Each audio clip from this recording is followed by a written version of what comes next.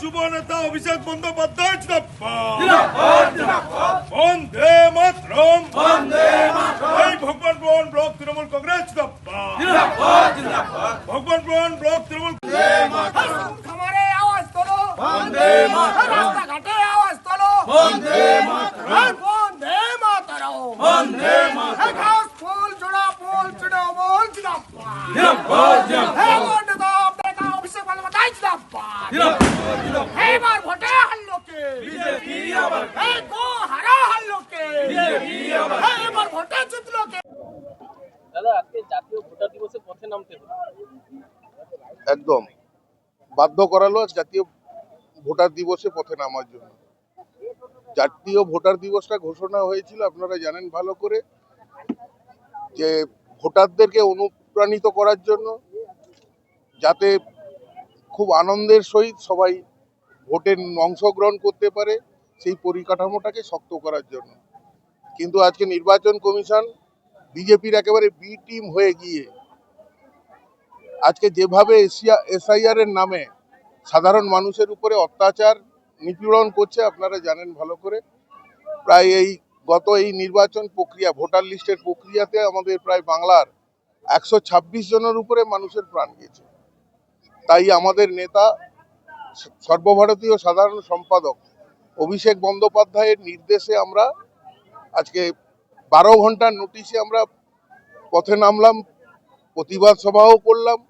শহীদদের আত্মার শান্তির জন্য আমরা শহীদ বেদিতে পুষ্প অর্ঘ্য জ্ঞাপন করলাম এবং আমরা সংক্ষিপ্ত আকারে একটা পথসভাও করলাম, প্রতিবাদ সভাও করলাম। আপনার এলাকায় কতজন মানুষের কাছে নোটিশ এসেছে বলে মনে হয়? প্রায় 25,000 মানুষের কাছে যে নোটিশ এসছে, এবং মানুষ তো বিভ্রান্ত হয়ে আছে একেবারে। সামান্য কারণেই নোটিশগুলো আসছে। একদম আজকে পশ্চিমবঙ্গে পরিকাঠামোগত উন্নতি ছিল বলে আজকে কিন্তু এত মানুষকে সহযোগিতা করা, তাদের মানে যে ইনকোয়ারি হচ্ছে, ইনকোয়ারিটাকে কমপ্লিট করা সম্ভব হচ্ছে। তো বিজেপি নামক বস্তুটা উড়ে যাবে একেবারে। যা সাধারণ মানুষের উপরে নিপীড়ন শুরু করেছে, অত্যাচার শুরু করেছে নির্বাচন কমিশনকে দিয়ে বিজেপি, তো তাতে বিজেপি অপ্রাসঙ্গিক হয়ে যাবে কয়েকদিন পরে।